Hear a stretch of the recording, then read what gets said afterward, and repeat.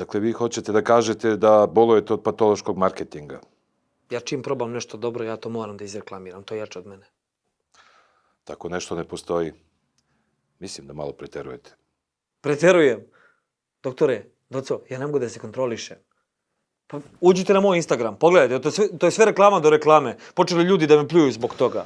Da li, koliko ja vidim, sve ove reklame su u vašem fazonu. Sve isto kao i raniji neplaćeni snimci. Dobro, pa? Kako te vezi ima? Pa ima veze peline, ovo je isti sadržaj zbog koga se oni i prate. Samo što tu provučete neki proizvod, ja ne vidim zašto bi kome normalno to smetalo. Pustite ljude, doktore. Jeste vi skontali koliko ja smrdim? Joj, jesam katastrofalno, bazite. Evo vam ovaj L'Orealov antiperspirant što ste ga zaboravili prošli put. Molim vas, naprskajte se malo za ime Boga. Opa, je li ovo onaj L'Oreal Paris Men Expert Invincible Sport koji pruža 96 sati zaštite od znoja i neprijatnih mirisa?